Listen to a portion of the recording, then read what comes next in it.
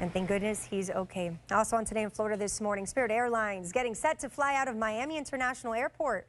The airline, which currently has a hub at Fort Lauderdale Hollywood International, plans to expand down south. Yesterday, the company outlined the routes they plan to take out of MIA starting in October.